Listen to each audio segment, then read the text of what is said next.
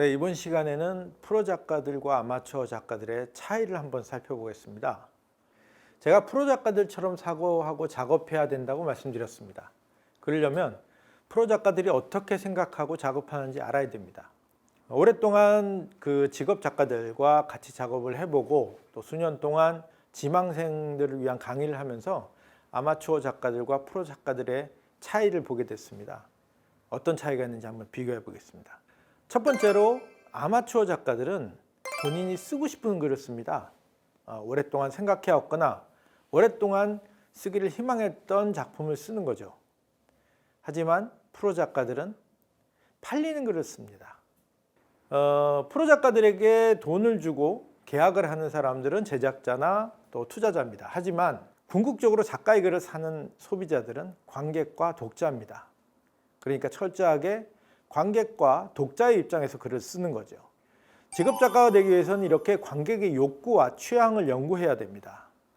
근데 여기서 착각하면 안 되는 한 가지 중요한 지점이 있습니다. 일반적으로 생각할 때 좋은 영화가 있고 좋은 글이 있으니까 관객과 독자들이 글을 읽거나 영화를 본다고 생각합니다. 그런데 사실은 그렇지 않습니다. 사실은 관객과 독자는 이미 자신들이 원하는 글을 마음속에 갖고 있습니다. 그게 나오길 기다리고 있어요. 작가가 그걸 써주길 기다리고 있는 겁니다. 그 지점에 주목해야 됩니다. 그래서 좋은 글이라는 것은 관객의 마음속에 있는 글을 작가가 쓸 때 비로소 좋은 글이 되는 겁니다. 두 번째로는 아마추어 작가들은 주인공에서부터 이야기를 시작합니다. 당연하죠. 왜냐하면 주인공이 이야기를 이끌어 가니까 당연히 주인공부터 먼저 생각해야 된다고 생각합니다. 근데 이것이 함정입니다. 주인공으로 시작하면 시작은 편합니다. 그런데 뒤로 갈수록 결말이 모호해지고 헷갈려집니다. 그리고 결국 기승에서 정결로 넘어가면 주인공이 길을 잃은 경우가 많습니다. 그래서 프로 작가들은 맨 처음에 자기가 얘기하고 싶은 주제가 담긴 사건을 먼저 선택합니다. 그리고 그 사건에서 감정을 전달하는 주인공을 찾는 겁니다. 이런 경우 과정과 결말이 분명해집니다. 왜냐하면 사건은 어떻게 풀려야 되는지 이미 그 속에 결말을 담고 있으니까. 핵심은 주인공이 아니라 작가의 주제를 표현한 사건을 먼저 찾고 주인공을 해결해야 됩니다. 세 번째는 아마추어 작가들은 이야기를 씁니다. 당연히 이야기가 재미있어야 되니까 한두 개의 기발한 아이디어를 가지고 이야기를 만들어내려고 노력합니다. 근데 이 경우에도 마찬가지입니다. 뒤로 가면 갈수록 그 한두 개의 아이디어로는 해결 못하는 상황이 발생해요. 한두 가지 아이디어는 출발은 가능합니다. 근데 그 아이디어가 어떻게 발전해야 될지 길을 모르기 때문에 뒷이야기가 빈약해지는 거죠. 그래서 프로 작가들은 이야기를 쓰지 않고 플롯을 씁니다. 바로 이야기를 재미있게 만드는 기술이 플롯입니다. 주인공이 목표를 설정하고 그 주인공이 목표를 향해 다가가는 여러 가지 이야기를 플롯이라는 패턴을 활용하면서 그 작은 아이디어를 풍성하게 만들어서 끝까지 끌고 가는 거죠. 플롯을 활용하기 위해서는 플롯이 만들어지는 원리를 이해하고 또 다양한 플롯의 패턴을 연구해서 해결해야 됩니다. 프로 작가들은 그런 연구에 걸친 플롯들을 자유자재로 활용하면서 재미있는 이야기를 풍성하게 만들어내는 겁니다. 네 번째로는 아마추어 작가들은 이미 글을 쓰고 그 다음에 내 글이 어떤 장르인지 고민합니다. 이것도 당연합니다. 왜냐하면 장르는 만들어진 작품을 분류하는 방법입니다. 그러니까 내 글을 쓰고 장르를 생각하는 게 맞는 것처럼 보입니다만 장르를 자세히 들여다보면 관객이 작품을 감상하는 과정에서 생겨나는 컨벤션이라는 걸 알 수 있습니다.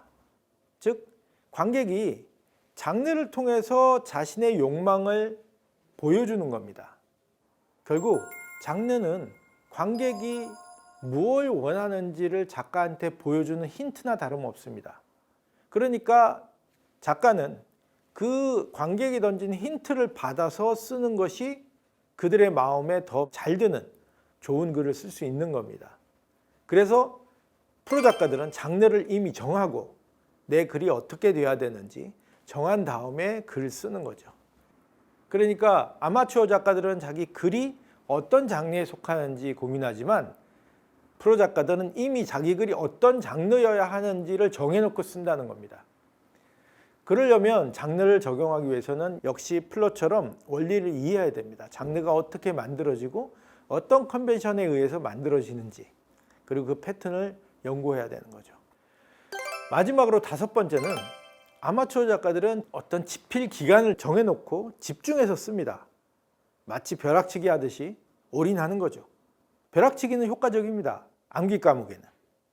이해력이 필요한 특별한 과목들에게는 이 벼락치기에 잘 통하지 않죠. 시나리오도 마찬가지입니다. 왜냐하면 시나리오는 대부분이 시뮬레이션 하는 작업으로 이루어집니다. 주인공은 다음에 어떻게 해야 되지? 또는 주인공은 누구를 만나야 되지? 또 무슨 일이 일어나면 어떤 반응을 해야 되지? 이런 식으로 시뮬레이션을 계속 해야 되는 작업이기 때문에 상상력과 조합력이 필요합니다. 그런데 이 상상력과 조합력을 뇌가 발휘하려면 엄청나게 많은 에너지가 필요합니다.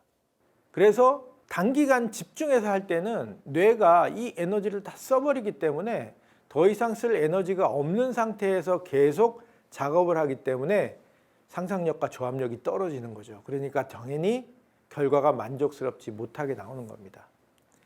그래서 프로 작가들은 이렇게 단기간 쓰지 않고 에너지를 계속 채워가면서 뇌가 가장 활성화되어 있는 상태를 유지하는 겁니다. 그렇기 때문에 프로 작가들은 오랜 기간 동안 매일매일 할당량을 정해서 조금씩 씁니다. 내 뇌가 에너지를 충분히 채울 수 있게 충전하는 시간을 두는 겁니다. 보통 일반적으로 작가들이 한 시나리오를 작업하는 기간은 보통 4개월에서 6개월 정도 걸립니다. 하루 가장 좋은 컨디션으로 쓸 수 있는 양을 정해놓고 그 양을 매일매일 나누어서 쓰는 거죠. 그리고 집중력 또한 필요합니다. 그래서 프로 작가들은 이 집중력을 확보하기 위해서 루틴이라는 걸 활용합니다. 매일매일 동일한 시간에 동일한 장소에서 그리고 자기가 최상의 컨디션을 쓸 수 있는 적당한 양을 정해서 쓰는 거죠. 이 루틴은 뇌를 활성화시킵니다.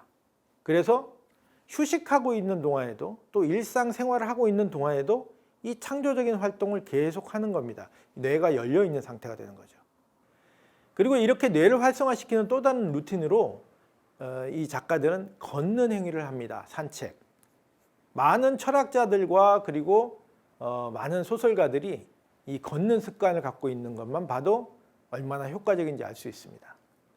만약 지금 공모전을 준비하고 계신 지망생 여러분이 계신다면 이제는 단기간 작업해서는 안 됩니다. 충분한 시간을 가지고 철저하게 계획을 세우시기 바랍니다. 그리고 나의 뇌를 여는 루틴을 만드세요.